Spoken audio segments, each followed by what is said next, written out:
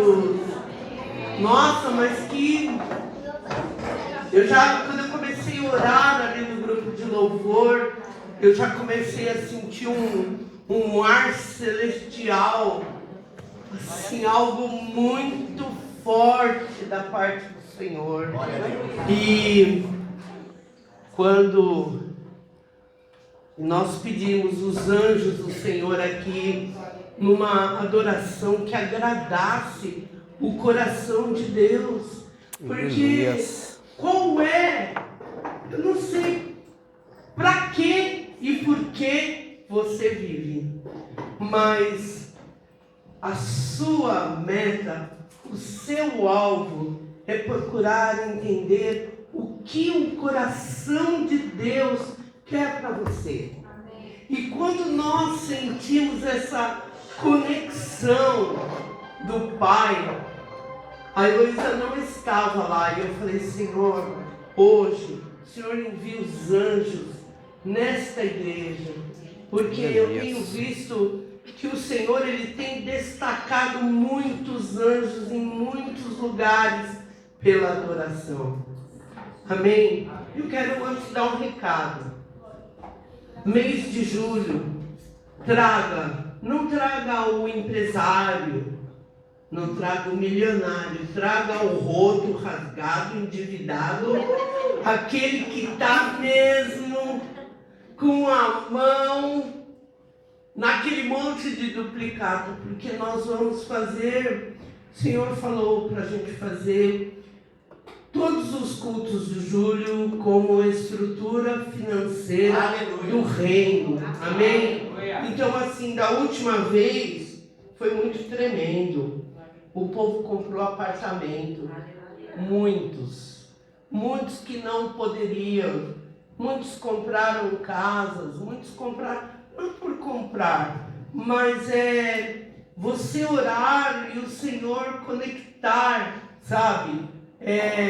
Materializando a sua oração. Amém? Então, traga mais um que precisa realmente ouvir aonde está o furo da sua vida. Porque nós não vamos mais, eu não sei se o vale é de esterilidade, mas algo muito grande o Senhor vai fazer nesse mês de julho. Amém, queridos? E eu vou chamar aqui o meu Jesus, tá? Um dia ele estava ali, eu falei: Bruno, você não tem uma aparência. Ele ficou muito assim, como eu falei, não, você não é um Caio Castro, né? Mas é quase. E Jesus não tinha aparência, não tinha aquela formosura, né? Mas Jesus, Ele é muito na sua vida, viu? Amém. Cheiro de cebola. Fazendo tudo na casa dele, na casa aqui. E o Senhor, Ele devolve como um galardão. Amém. Assim que você tem. Amém. Quando chama: tá tendo um vazamento, Bruno. Precisa cobrar, Bruno. Precisa, Bruno. Tudo Bruno, né? Eis-me aqui, então, né? Eis-me aqui. Pois é, então, a honra a quem tem honra. Amém. E eu certamente não esperava ter essa colheita da parte de Deus, porque nem na igreja você não vinha, lá embaixo, né? Mas agora fugitivo. Você prega, profetiza, dança, canta, toca, arruma. Realmente a gente tem que dar uma salva de palmas para o Senhor. Para o Senhor precisa. Aleluia, glória a Deus. Para o Senhor. Que transformou essa vida aqui para o Senhor. Eu admiro demais e desejo o melhor para você.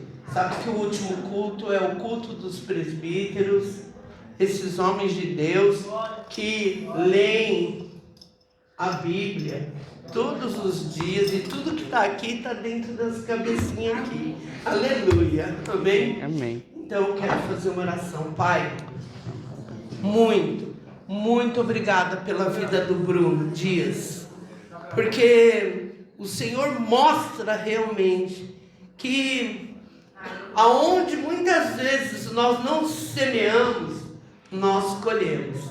E eu amo o Senhor por essa colheita, sabe? De ter uma pessoa que sobe ao monte, que ora pela igreja. E hoje, Senhor, eu sei que ele está muito nervoso, mas ele confia no Senhor, porque a confiança é tudo para ti. Então, Senhor, coloca palavras na boca dele, para que ele venha se lembrar daquilo que o Senhor quer falar. E o sacerdote, ele diz ao povo o que está no coração de Deus. Então, Senhor, que tu possas continuar trabalhando na vida do Bruno, esse homem que é um exemplo para nós.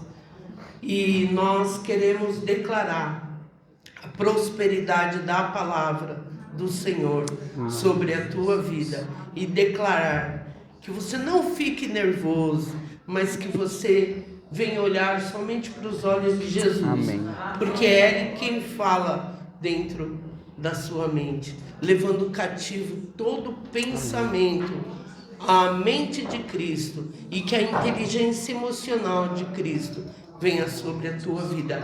Repreendemos agora todo espírito roubador da palavra e declaramos agora, Senhor, que esta palavra cairá num povo, Senhor, cuja terra está preparada para receber essa semente, em nome de Jesus. Pronto. Amém, agora. Amém, pastor. Quebra tudo, Pedrão.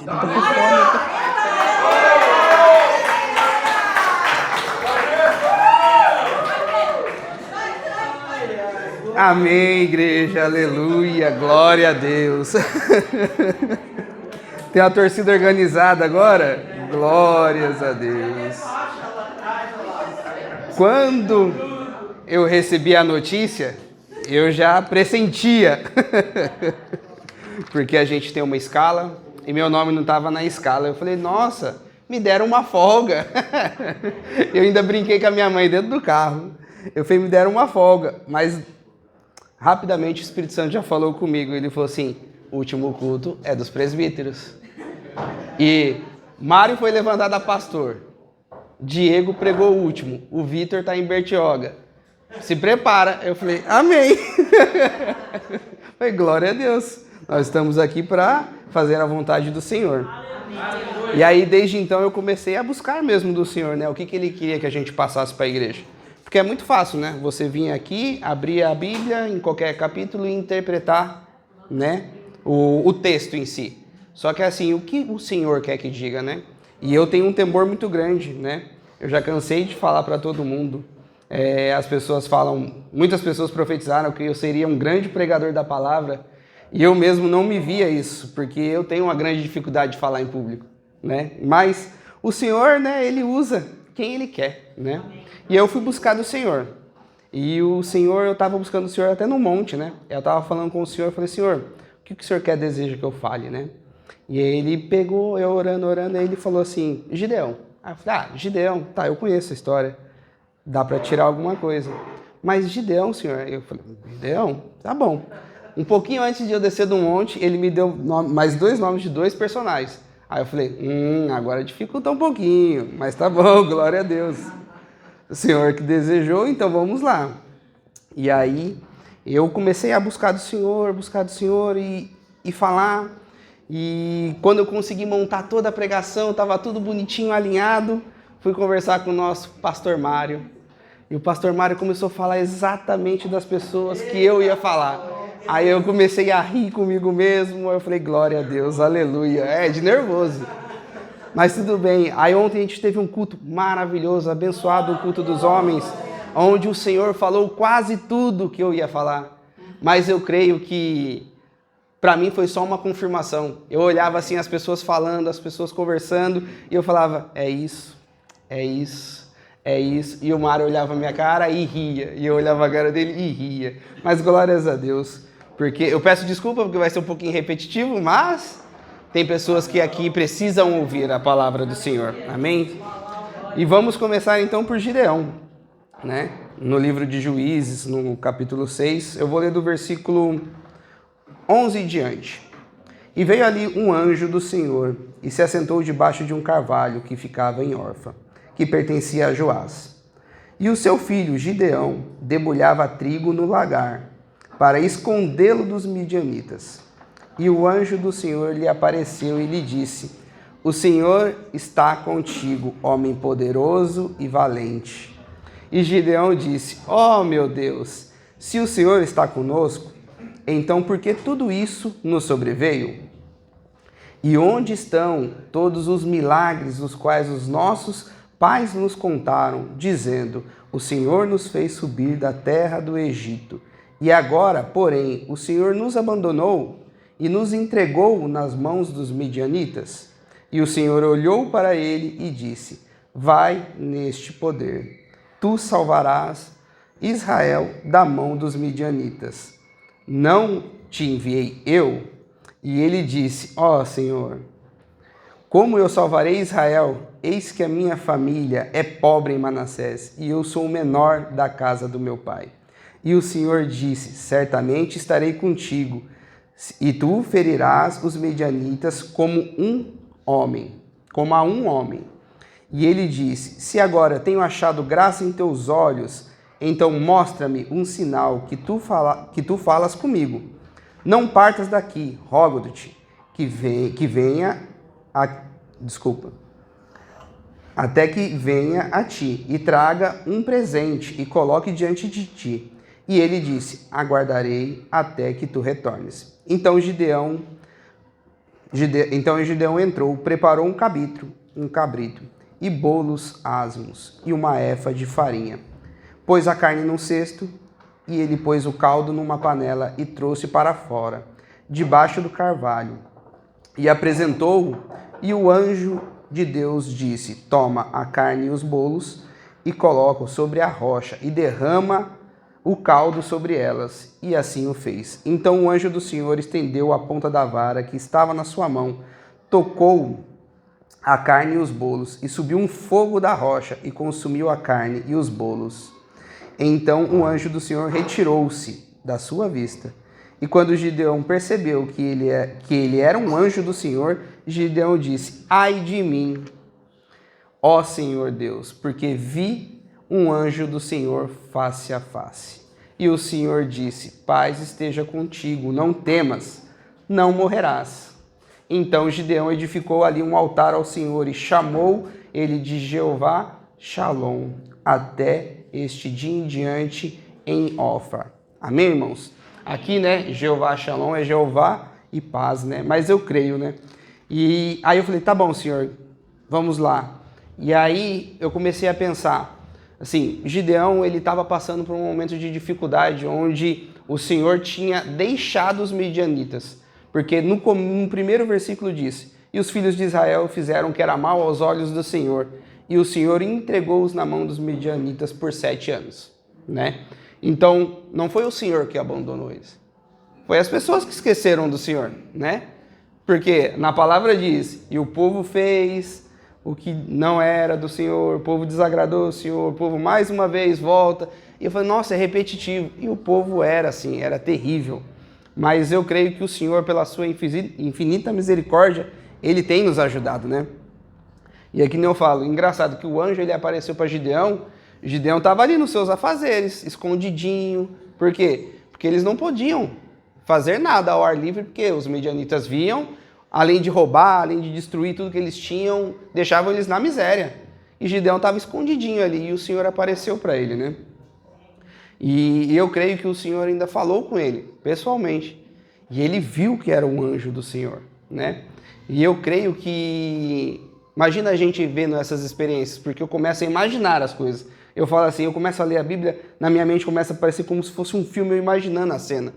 E aí eu fico pensando assim, nossa, mas Gideão fez isso, fez aquilo? Sim, mas Gideão viu tudo isso e ainda ele teve dúvida no coração dele, né? Porque a gente é um ser humano, né? Muitas vezes a gente acaba duvidando de todas as coisas, né? E eu canso de falar para todo mundo, sabe? Porque é muito difícil a gente viver as coisas do Senhor para as nossas vidas. Porque é sobrenatural, não é natural. As coisas do Senhor não vêm fácil, não é de um jeito fácil. As coisas do Senhor é completamente diferente. Que nem estava falando no culto de ontem, Deus usa os doidos para enganar os sábios. Meu, é complicado. Ele usa o menor da casa, que nem Gideão era o menor da casa. Ele foi usado para libertar o povo de Israel, né? E é que nem eu falo, o Gideão duvidou, sabe? O Gideão não duvidou uma vez, ele duvidou 5 vezes, né? Ele duvidou a primeira vez, lá no versículo 13, e disse Gideão, Senhor, se o Senhor está conosco, quantas vezes acontece nas nossas vidas isso? A gente começa a acontecer alguma situação, alguma coisa, aí a pessoa de Deus vem, ou a gente mesmo está orando, o Senhor fala, não, eu estou com você. Mas como o Senhor está comigo? Olha o que está acontecendo ao meu redor, olha o que está acontecendo com tudo. Olha como que está a minha vida, olha isso, olha aquilo. Mas o Senhor está conosco, sabe? E ele teve essa primeira dúvida. E quantas vezes nós duvidamos disso também? O Senhor vem, o Senhor fala, o Senhor profetiza nas nossas vidas e nós olhamos as circunstâncias humanas e falamos, mas como o Senhor está aqui? Mas o Senhor está, por quê? Porque Ele é poder. O Senhor, Ele faz todas as coisas conforme o desejar dEle. A gente aqui é uma ferramenta para ser usado para o Senhor, um canal de bênção. A segunda vez, né? Que aí já é no versículo 15, que ele fala assim, cadê? E ele disse, ó Senhor, como eu salvarei Israel? Eu sou o menor da minha família, eu sou o mais pobre, sabe? Eu não tenho nenhum dinheiro para oferecer para o exército. Eu não tenho nada, sabe? E Gideão falou assim, mas eu não tenho nada, eu não sou digno de ter essa postura. E quantas vezes a gente não se acha digno? O Senhor coloca as coisas nas nossas vidas, assim, Ele abre portas e a gente não consegue entender que o Senhor Ele está fazendo e a gente acha que a gente não é digno de estar vivendo aquilo que o Senhor nos colocou nas nossas mãos. Quantas vezes a pastora fala assim, não, porque você isso, aquilo. Ah, pastora, Deus precisa mudar muito meu coração ainda. Pedro habita aqui ainda. Ele já mudou, mas eu preciso mudar mais.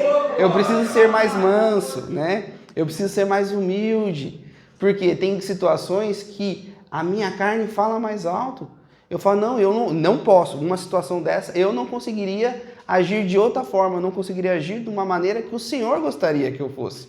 Mas o Senhor ele olhou algo diferente. Cada um de nós temos algo diferente no Senhor. Porque o Senhor nos escolheu no ventre das nossas mães. Cada um para um propósito. Cada um para um chamado. E eu creio nisso, né? Na terceira vez, foi quando ele pediu um sinal para o Senhor. E o Senhor deu um sinal para ele, né? O Senhor foi lá e falou assim, se é o Senhor mesmo que está falando comigo, quantas vezes nós mesmos queremos colocar à prova o Senhor fala conosco claramente nos nossos ouvidos e a gente fica com uma dúvida assim, fala assim, mas Senhor, será que é mesmo do Senhor isso?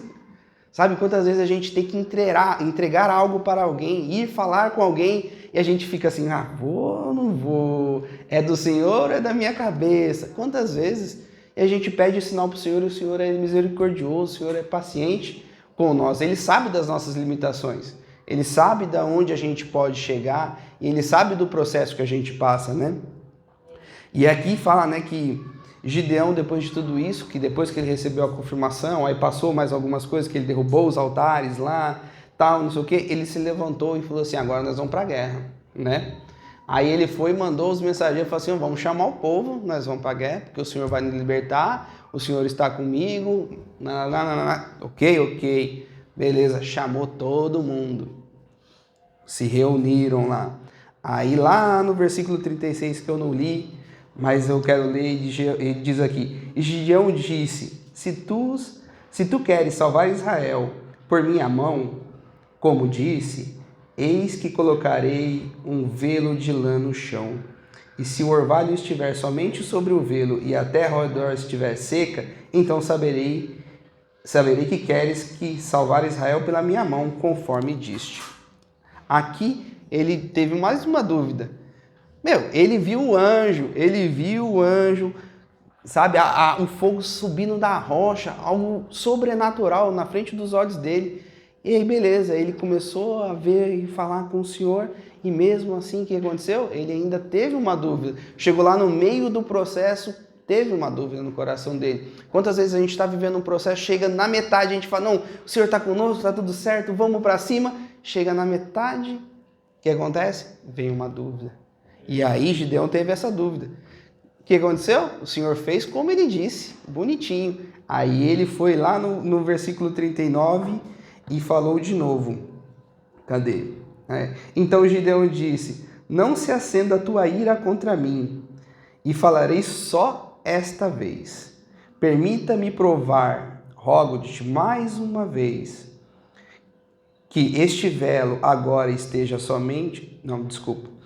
que agora esteja seco somente o velo, e todo sobre o solo haja orvalho. E Deus assim o fez naquela noite, pois apenas sobre o velo estava seco e o orvalho, e todo sobre o que estava o solo estava úmido. Amém, irmãos? E aqui é que nem eu falo. Gideão, ele teve as dúvidas no coração dele. Teve. E é normal a gente ter dúvida, mas a gente tem que confiar naquilo que o Senhor nos fala, sabe? Que nem Gideão, ele falou assim, se o Senhor está comigo, me dá um sinal. Beleza, o Senhor deu um sinal. O Senhor está comigo de novo quando estava acampado junto com o exército. O que aconteceu? Ele pediu mais um sinal do Senhor para ver se era mesmo. O Senhor deu. Aí você fala para pensar que ele foi e pediu mais um. Mas ele falou assim, Deus, desculpa aí, tá? Mas será que realmente você me escolheu? Então me dá mais um sinal. E eu creio que quando ele compreendeu que o Senhor estava falando com ele, estava com ele mesmo, ele confiou. Porque mais para frente na história de Gideão, ele chama o povo para marchar e guerrear. E o Senhor fala com ele. Fala assim, Gideão, esse povo é muito numeroso. Se eu entregar os medianitas na mão deles, eles vão falar assim, foi com a força dos nossos braços aqui, ó. E Gideão, ele começou a falar aquilo que o Senhor falou com ele. Ele falou assim, ó, quem está temeroso, quem está receoso, quem está com medo, pega suas coisas e vai-te embora, filho. Volta para sua casa. Se está com medo de morrer, está com medo de não voltar para sua família, vai. Contente com isso, foram 10 mil embora já, filho. Ó, só nessa brincadeira foi 10 mil correndo. Foi-se embora. Aí depois ele ainda falou, ainda assim tem muita gente. Aí ele falou o quê? Ó, quem beber desta maneira, esses vocês vão escolher. Cara, sobrou 300 pessoas. Você imagina, aí é que nem eu falo, na minha cabeça eu fiquei pensando, se Gideão já estava duvidando antes que o Senhor podia fazer as coisas, e ele confiou no Senhor, e começou a vir as adversidades, eu falei, pronto, agora eu tinha 32. Tem gente pra caramba do meu lado, tá tranquilo, vamos dar pra guerrear. Daqui a pouco vai 10 mil embora. Ixi, foi embora, filho. Daqui a pouco foi mais 20 mil quase. Eu falei, ele lascou. Eu falei, vai fazer o quê com 300? A verdade é essa. Você fala, pô, eu tava aqui confiante, o Senhor tá comigo, o Senhor trouxe um exército para batalhar comigo. Tá tranquilo. E Gideão fez o quê? Liberou o povo. Ele liderou aquele povo, aqueles 300, ele não duvidou mais. A partir do momento que ele realmente entendeu que o Senhor estava com ele, ele não duvidou mais. Ele falou, não, daqui para frente agora o Senhor está comigo, o Senhor falou que vai fazer, ele vai fazer. E aí Gideão, ele confiou no propósito que o Senhor entregou na mão dele, e tudo dando, tipo assim, dando errado, vamos falar a verdade, né? Ele falou, tô com 32, agora fui 20, agora ficou só 300. Eu falei, que é isso, gente? O que eu vou fazer com 300? E o Senhor entregou, coisa que foi falada aqui ontem, ele não levantou uma espada. O pessoal ali começou a se degladiar entre eles mesmos, o pessoal começou a fugir, isso e aquilo, e o Senhor entregou os medianitas na mão deles sem eles terem que levantar uma espada. Depois eles perseguiram o povo, mas o Senhor entregou, por quê? Porque o Senhor conhecia também o coração de cada homem ali. Porque se o Senhor entregasse com tudo aquilo de homem, o pessoal fala assim, foi a gente, com a nossa força, que fomos lá e conseguimos libertar o povo, né? E aí, Deus falando comigo, aí Deus também falou sobre Davi. Davi lá em 1 Samuel, Davi foi ungido como rei. E diz aqui, 1 Samuel 16, e o Senhor disse a Samuel, por quanto tempo lamentarás por Saul e verás que eu o rejeitei, e o seu reinado sobre Israel? Enchei o teu chifre de azeite e vai, que eu te enviarei a Jessé, o Belamita, pois providenciei um rei para mim dentre os filhos dele. E Samuel disse, como poderei ir? Se Saul ouvir isto, ele me matará.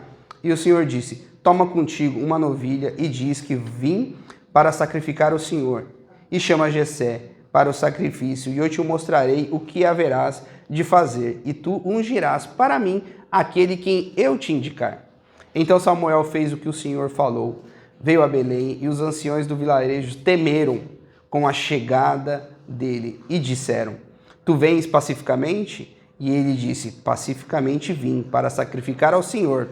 Santificai-vos e vinde comigo ao sacrifício. E ele santificou Jessé e seus filhos, e chamou para o sacrifício. E sucedeu que quando eles chegaram, ele olhou para Eliabe e disse: Certamente o ungido do Senhor está diante dele. Porém o Senhor disse a Samuel: Não olhe para a sua aparência, e nem para a sua altura, e nem para a sua estatura, porque eu o recusei, pois o Senhor não vê como os homens vê, pois o Senhor olha a aparência exterior, os homens olham a aparência exterior, mas o Senhor olha para o coração. Então disse Jessé e chamou Abinadab e fez passar diante de Samuel, e ele disse: Nem este escolheu o Senhor. Então Jessé fez passar Samá e disse: Nem este escolheu o Senhor. E assim Jessé fez com que os 7 dos seus filhos passassem diante de Samuel, e Samuel disse: o Senhor não escolheu estes. E Samuel disse a Jessé: Então aqui todos os teus filhos? E ele disse: Não, resta um, o mais jovem, que está lá cuidando das ovelhas. E Samuel disse a Jessé: Mandai-o trazê-lo, pois não assentaremos até que ele venha. E mandou buscá-lo. E trouxeram para dentro. Ora, ele era ruivo, ao mesmo tempo de formosura aparência, agradável aos seus olhos. E o Senhor disse: Levanta-te e unge, pois este é ele.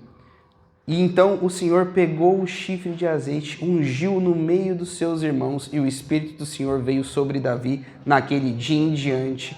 E Samuel então se levantou e foi. Amém, irmãos? Aqui, é que nem eu falo, Davi, ele foi escolhido quando ele era jovem, né? Na Bíblia não diz, né? Mas ele era o mais novo dos irmãos, né? Aí eu fui dar uma pesquisadinha, o pessoal fala que ele tinha entre 17 e 20 anos. Ele estava ali, na mocidade dele, ele foi ungido ao Senhor. Por que ele foi ungido ao Senhor? Porque o Senhor não olhou para a aparência dele, ele olhou para o quê? Para o coração de Davi. Que nem foi muito falado aqui ontem. Davi, ele tinha um coração segundo o coração de Deus. Ele fez várias melecas por aí. Mas ele se arrependia mesmo de todo o coração, ele se jogava ao pó, ele falava assim: Senhor, pequei, errei, não sei o quê. E ele se arrependia de todo o coração. Saul foi rejeitado porque quando ele errou, ele falou assim: coloca a culpa no outro. Ele não assumiu ele colocou a culpa no outro. Né? E aí fala, né, que ele não estava lá por quê? Porque ele estava cuidando da ovelha, do rebanho de seu pai, né?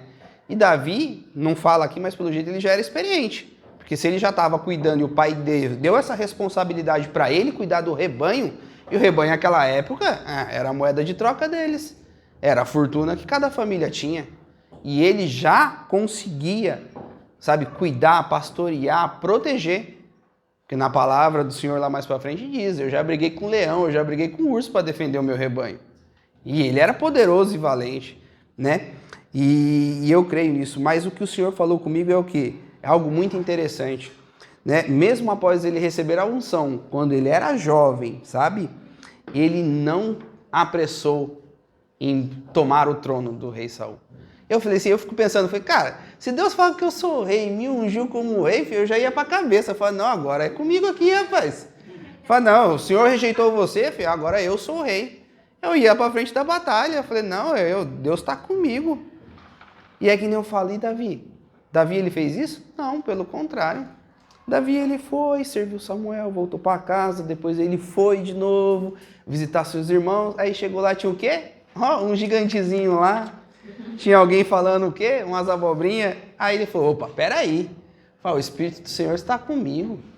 Ele falou, quem que é esse cara aí para estar falando tanta asneira? Não, calma aí. Aí ele falou, não, eu vou batalhar com ele. Pequenininho, você imagina, um pequenininho com um gigante. Olha Deus, mais uma vez, usando os improváveis. Um pequeno contra um gigante. Você fala, pronto, vai fazer o quê? O cara tinha armadura, tinha tudo, isso e aquilo. Saul foi e falou assim, não, você vai batalhar, beleza. Colocou o que? A armadura de Saul nele. Ele falou, não, tô fora, filho. Com essa aqui eu não vou conseguir me mexer. Cara, ele foi catou uma pedrinha no rio, no caminho que ele tava passando, cara. Ele catou uma pedrinha e ele matou o gigante com uma pedrinha. Mas por quê?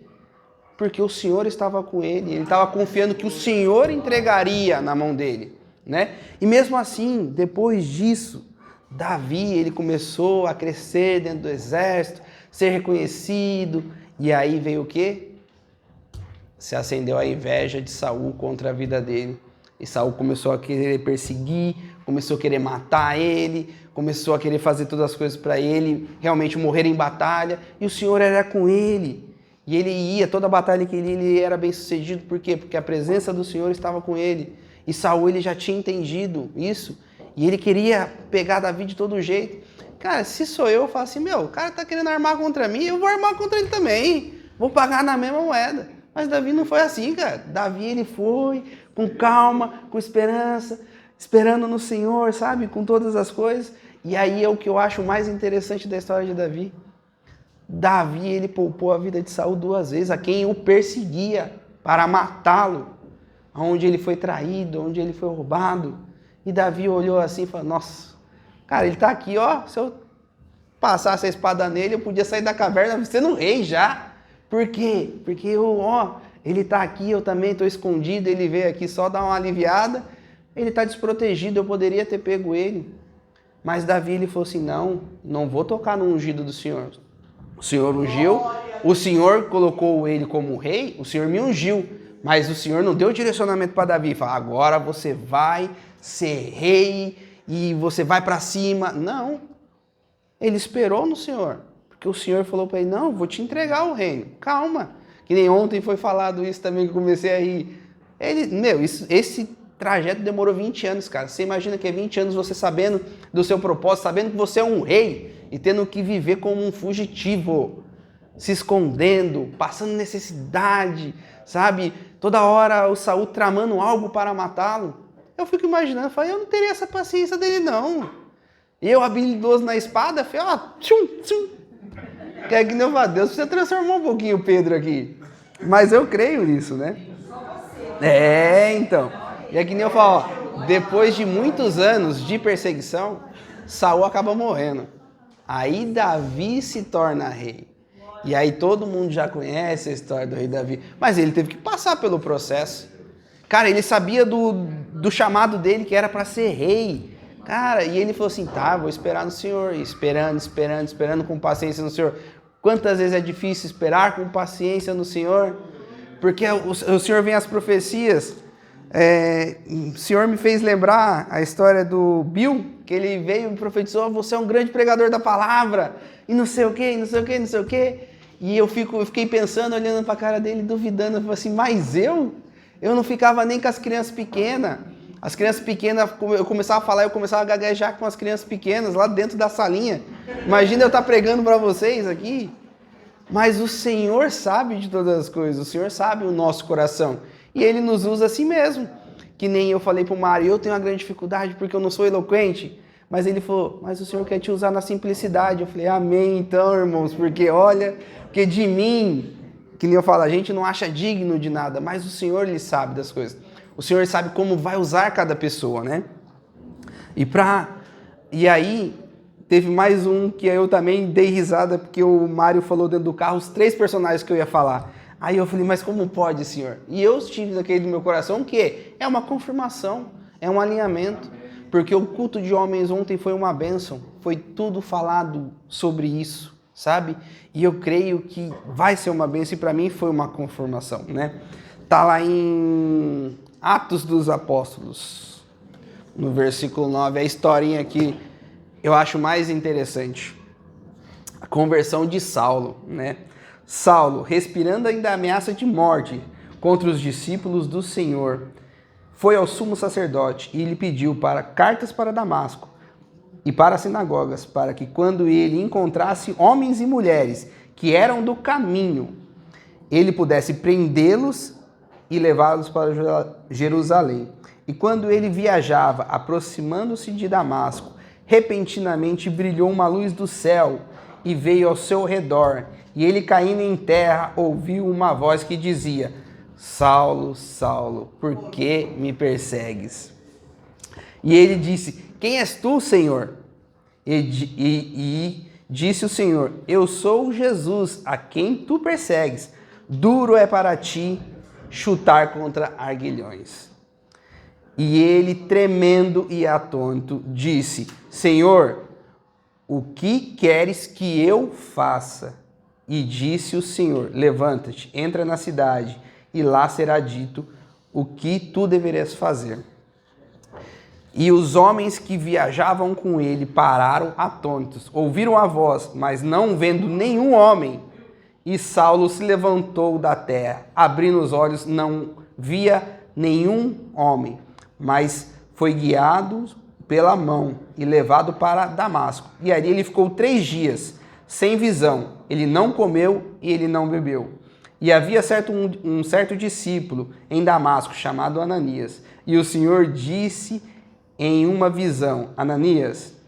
E ele disse: eis-me aqui, Senhor. E o Senhor disse: levanta-te e vai para a rua chamada direita e pergunta na casa de Judas por alguém chamado Saulo de Tarso, pois eis que ele está orando. E em uma visão ele viu que um homem chamado Ananias entrava e empunhavam a sua mão sobre ele para que ele pudesse receber a visão de novo, né? Então vamos lá, a história de Saulo, né? Ele é um personagem que eu sou apaixonado pelos livros dele. E ele falou assim, Saulo ele era um judeu, ele era descendente de judeu, mas também ele era um cidadão romano, né? Então ele conhecia muito das escrituras. Ele foi ensinado por um dos melhores, um dos maiores, rabinos da época, que foi falado ontem também aqui, Gamaliel. Então, cara, ele tinha toda a instrução, até o Novo Testamento ele conhecia toda a palavra. Ele era bem instruído, como foi falado ontem, ele tinha um PhD na Bíblia aqui, ele conhecia tudo, tanto que ele era tão ferrenho em defender a lei que estava no Senhor. Mas ele não sabia, ele não teve o reconhecimento que Jesus Cristo era o Salvador de que as Escrituras falavam, gente. Ele não sabia, e mesmo assim ele perseguia a ferro e fogo. Ele mandava prender, ele levava a julgamento, ele matava as pessoas. Ele tinha esse ímpeto de ir. Só que Jesus, ele olhou para ele e falou assim, você é conhecedor da palavra, só que o seu propósito está errado. O seu propósito de vida que você está vivendo é errado, calma aí. Eu não te quero para isso, eu não te criei para isso. Eu te criei para algo melhor. Aí o que acontece? Ele teve uma visão, ele ficou sem enxergar. Na palavra diz, ele falou, Senhor, o que queres que eu faça? Quando ele reconheceu que realmente, ele entendeu que aquele quem perseguia era Jesus, que ele tinha ressuscitado, que ele era tudo aquilo que as Escrituras falavam, ele falou, Senhor, o que queres que eu faça? E dali para frente, eu acho que a chavezinha realmente mudou. Foi que nem eu falo, ali ele saiu do 110, meteu 220, falou assim, bora, agora vamos embora. Só que assim, ele ainda teve o processo dele, sabe? Ele foi para casa, ele estava fazendo o que na casa, gente? Ele estava sem comer e só orando, ele estava jejuando e orando, buscando do Senhor. E ele, numa visão, ele teve que um homem de Deus ia sobre ele, ele ia receber a visão de volta. E aí eu te pergunto, imagina para Ananias, o Senhor falando, tem um tal de Saulo lá que você precisa impor a mão sobre eles. Ele falou, o quê? Você tá maluco, cara? Esse cara tá tentando prender e matar todo mundo, por que eu vou lá? Mas o que Ananias fez? Obedeceu ao Senhor. Foi lá, orou, impôs a mão sobre ele e ele recobrou. Na palavra diz, e logo depois ele se levantou e já começou a sair pregando nas sinagogas lá. Você imagina que loucura? Todos os rabinos sabiam quem ele era. Sabia que ele ia atrás das pessoas que pregavam o caminho, que falavam de Jesus. Você imagina que louco, do nada o cara desaparece uns diazinhos, já volta pregando a palavra com eloquência, sabe? Com uma convicção enorme. E eu creio nisso, que foi uma transformação assim que ele recebeu na vida dele, a partir do momento que realmente a gente reconhece que o Senhor, ele é o único suficiente salvador das nossas vidas, e a gente abre e fala assim, o que queres que eu faça? Não é mais o que eu quero fazer, é o que queres o que o Senhor quer que eu faça. E eu entendo que ele fez isso, né? E eu creio que, depois disso, ele saiu pregando o evangelho para todo mundo, gente. A gente está aqui por causa dele. Porque ele veio para os gentios, ele sofreu tudo que ele fez as pessoas sofrer, ele também sofreu na própria pele. E ele sofreu muito.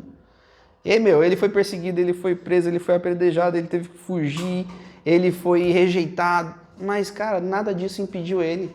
É que nem eu falo, quantas vezes eu fico imaginando, pô, as pessoas não tinham um carro para ir daqui até onde eu morava, São José dos Campos, para levar a palavra do Senhor. Não tinha. Oh, o cara ia na Via Canela, colocava o chinelinho, aquela terra, aquela areia no pé e ia, cara. Muitas vezes com provisão para uma semana. E se o trajeto demorasse mais de uma semana? Ficava sem provisão. Glória a Deus, aleluia, estou indo fazer a vontade de Deus. Deus me chamou para fazer algo grandioso, então eu vou. Sabe? Ele realmente se entregou totalmente, verdadeiramente ao Senhor, e eu creio nisso, sabe? Quando a gente realmente se entrega ao Senhor, o Senhor vai começar a trabalhar nas nossas vidas de uma maneira sobrenatural. E aí, é que nem foi falado ontem, eu não quero ser reconhecido assim porque aqui dentro da igreja. Eu quero que perguntem para minha esposa dentro de casa, quem que é o Bruno? Porque uma coisa sou eu dentro da igreja, linda e bela, aleluia, glória a Deus, em casa, de vez em quando o Paulo entra, gente. De vez em quando é um tapa na parede, parece que vai virar um Hulk. De vez em quando a gente é ser humano, gente. A gente está aqui e a gente vai ser transformado todos os dias. Por quê? Porque o Senhor renova as misericórdias dele sobre as nossas vidas todos os dias, né? E uma coisa que eu fiquei pensando, sabe? Que nem Gideão, ele duvidou no coração dele, mas compreendeu no seu propósito. Depois disso ele não duvidou mais. Embora as circunstâncias começou a dar tudo errado, ele foi. Davi, ele já conhecia qual era o propósito dele, que ele foi ungido como rei. Ele não chegou lá, só foi ungido e falou, Deus mandou te ungir. Não, Deus te mandou te ungir como rei. E mesmo assim ele podia ter se levantado e ter ido, já tomado o trono à força. Não. Ele esperou no Senhor com paciência, tranquilidade. E aí Paulo era conhecedor da palavra, ele era instruído demais. Ele conhecia tudo isso aqui. Os outros discípulos eram o quê? Era pescador, era gente que não tinha muita formação. Paulo, cara, era que nem falaram ontem, era um PhD na Bíblia, nas Escrituras, em tudo aquilo. E realmente, quando ele teve a visão e reconheceu que o Senhor cara, que nem eu falo, mudou a chavezinha do 210 do 110 para o 220. Foi-se embora. Ele falou assim, não, agora, não vai importar o que eu tenho que passar para falar deste amor de Deus que entregou seu próprio Filho, que morreu por nós, para que a gente possa ter a salvação através dele. Então, ele não ligou para mais nada. Ele sofreu demais, gente. Sofreu só um pouquinho. Mas ele entendeu, cara, que ele falou assim, não, o propósito que o Senhor tem para mim era para fazer isso. Então eu vou até as últimas consequências. E lá em Filipenses, no capítulo 3, versículo 7, só para encerrar, o Senhor, ele me deu um versículo aqui no fundo, aqui no meio dos louvores, e eu não ia falar, eu pensei em colocar no final, mas o Senhor falou comigo, ele falou assim, contudo, o que para mim era lucro, passei a considerar como perda, por causa de Cristo. Mais do que isso, considero tudo perca, comparado à suprema grandeza do conhecimento de Jesus Cristo, meu Salvador, por quem perdi todas as coisas e as considero como esterco, para poder ganhar a Cristo e ser encontrado nele, não tendo a minha justiça própria, para que procede da lei, mas que vem por meio da fé em Cristo. E a justiça que procede de Deus se baseia na fé. Quero conhecer Cristo, o poder da tua ressurreição e a participação dos seus sofrimentos, tornando-me como ele na sua morte. Então, para ele ali, cara, ele falou assim, não, daqui para frente, filho, eu vou fazer tudo que o Senhor me mandar, tudo aquilo que... Cara, e ele teve que realmente largar tudo. Ele era um cidadão romano, ele tinha ali uma postura, ele tinha posse. Porque naquela época, quem estudava, filho, era só de família abastada. Porque o resto, filho, era o quê? O cara tratava do gado, tratava ali das ovelhas, cuidava ali de uma rede de pesca, eles faziam as coisas para sobreviver. Ele não, cara, ele teve o prazer, de ser instruído na palavra. Ele foi instruído na palavra. E mesmo assim, ele ainda não tinha a revelação de tudo aquilo que estava falando, era o Senhor que estava ali passando. E eu creio nisso, sabe? Que a gente realmente possa viver a nossa vida. Muitas vezes a gente tem tantos castelos de pensamentos aqui, pensando isso, eu preciso ser bem sucedido, eu preciso isso, eu preciso aquilo. E se o Senhor voltar amanhã? O que adiantou você ter feito 30 cursos, 3 faculdades,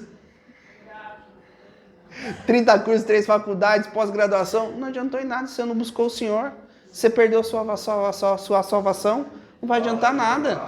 Então eu creio nisso, sabe? Que realmente a gente possa ter essa mudança de chave, realmente, sabe? Falar assim, Senhor, o que queres que eu faça? E é isso que eu tenho, para a igreja hoje, em nome de Jesus, amém?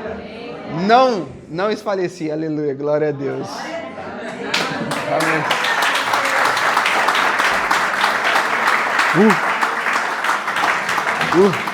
É você que vai dar a benção?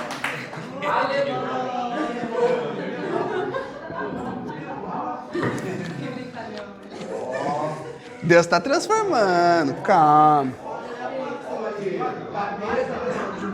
Oh, aleluia, gente. Oh, glória. Calma. Isso. Muita calma nessa hora. Que lindo! Não é lindo? Eu era sem formosura, agora eu sou lindo. Agora, depois da palavra de Deus, ele fica mais que lindo. Você prega para crianças que existem. Foi meu primeiro ministério. Então, glória. Deus. Dá o microfone pra falar aí. Glória a Deus. Que lindo, né? Como Deus ele faz. Eu me emociono e vou me emocionar sempre. Eu falei pra pastora Heloísa. Ela falou, nossa, como passou tanto tempo, né, Renato? Quando foi o começo do ministério. Antes a gente fazia até culto. Quando eu vi o Renato hoje, eu fiquei maravilhada. E quanto tempo isso faz? E de repente, do nada, nasce os discípulos, né? Os que, diga assim que o seu irmão, Deus falou para mim, ele é o Josué da igreja. Tem muitos Josués aqui. Eu quero dizer algo para você. Às vezes a pessoa não dá nada, um ministério tão pequeno, né? Insignificante, perto de tantas mega igrejas, mega blaster igrejas. Mas eu quero dizer uma coisa, o povo aqui nasce e a gente vê assim a fundamentação, sabe? A base, a estaca, as coisas celestiais dos céus que acontecem, né? Então isso emociona a gente, porque nós sempre vamos, né, Heloísa? Gilberto, o Alfredo, que não está aqui, Renato, que era para ser pastor, Renato, né? Na verdade, a gente vê que o Senhor, Ele sempre vai querer abrir o caminho para pessoas muito melhores que nós. E isso é muito maravilhoso, né? Porque a gente vê que Deus, Ele está trabalhando nos novos, né? Pastor Mário, os presbíteros, isso me alegra muito, me dá assim... sabe, é como se Deus carregasse a gente no colo e falasse... Tem galardão para toda a obra das nossas mãos, né? Então isso é muito bom. Gostaria que você ficasse de pé, colocasse a mão no seu coração, porque esta palavra, vem cá, não vai embora não, Cebolinha. Não vai embora não, Cebolinha, vem cá. Tá bom, pastor. Gostaria que você colocasse a mão no coração. Eu vejo um grande milharal. E esse milharal, ele está crescendo velozmente. E o pé de milho está subindo de uma maneira, como Jesus falou, um grão de milho que cai na terra e cresce um pé de milho com muitas espigas, né? Eu vejo um mover de Deus sobre a igreja que está aqui nesta manhã. Eu quero dizer que o Senhor está levantando homens e mulheres de Deus preparados, preste atenção, para dias difíceis, com transferência de riquezas, porque nós iremos precisar nos últimos tempos. Não importa se há guerra, importa porque nós temos que ter o conhecimento. Mas Deus, Ele diz que Ele dará para cada um provimento espiritual, físico, emocional. E eu acredito muito, Deus tem falado para mim, prepara este povo para a transferência de riquezas dos últimos tempos. Eu não sei como é que o Senhor está falando isso, mas Ele tem falado comigo de uma maneira extremamente absurda isso. Em mês de julho nós vamos tratar disso, você vai se posicionar, porque a transferência de riquezas não é para você gastar pessoalmente, vou para aí, não, é para você ter meios e subsídios para insuflar no reino de Deus, porque haverá guerra, os tempos são difíceis, as coisas estão mudando, Satanás está querendo tripudiar sobre o povo de Deus, as igrejas estão sendo vendidas por dinheiro, as pessoas querem dinheiro, e o reino dos céus não é ter, irmãos, mas é ser. E nós temos que formar pessoas para influenciar de uma maneira positiva este mundo para Cristo. Amém? Então você está comissionado para isso. E eu quero declarar sobre a tua vida que haverá essa transferência de riquezas para que você possa comissionar e fazer parte da grande comissão que Cristo deixou. E eu declaro sobre a tua vida, meu milionário. Pastor Bill finado, a última vez que o pastor Bill veio aqui, ele chamou o Bruno de milionário. E ele morreu de H1N1 na Bahia. Mas eu nunca me esqueço disso, mas eu entendo o que ele fala sobre você. Não é porque há uma grande herança, não, é porque você será um milionário no poder de influência do Senhor para muitas vidas, queridos. E você tem que ser crítico em relação às coisas que você assiste. Amém, igreja?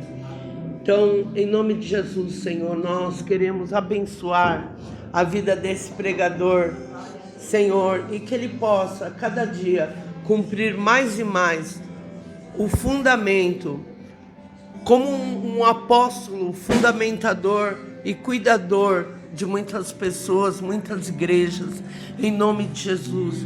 E que cada um aqui venha receber uma porção dobrada tão poderosa. Irmãos, algo hoje o Senhor está fazendo de uma maneira diferente. Eu vejo como que chama, meu Deus? Cadê? Aquele instrumento que lá no piano a gente marca o tempo. Isso, eu vejo um muito grande, mas no lugar daquela seta, há 7 brilhantes que vão e vêm. O Senhor, Ele vai fazer algo muito grande. Estenda as suas mãos. Nesta manhã, pela fé da manifestação do Deus que em Romanos 4,17, se não existe, Ele cria. Você não tem, mas Deus está criando e colocando nas suas mãos, queridos. Sabe, E assim a manifestação será tão grande, tão maravilhosa. E em todas as coisas o Senhor está trabalhando nos pedidos que você tem pedido para o Senhor, em nome de Jesus. Eu vejo pessoas aqui tomando medicamentos barbitúricos para dormir, porque você tem insônia. Eu quero dizer para você que veja o que você tem assistido e não dê asas a Lilith. Olha, o que eu vou falar aqui é para os fortes, Heloísa. Eu vejo que Lilith, esse demônio do entretenimento, colocou asas dela nas costas de algumas pessoas aqui. Por isso que você não consegue dormir. Então, olha, eu não sei quem é, mas faz assim, ó, arranca. Arranca aqui, ó. Arranca as asas de Lilith. No poder e na autoridade. Eu declaro agora, você está descoberto. E eu repreendo isso no poder e na autoridade, dando dor na coluna. Nós queimamos os ovos de Lilith e declaramos agora, você vai dormir. Como está escrito em Salmo 3, que o justo de Deus dorme, deita e dorme. De manhã ele ressuscita no poder e na autoridade do nome de Jesus Cristo. Vai em paz, que o Senhor te abençoe. Em nome de Jesus. Amém, querido?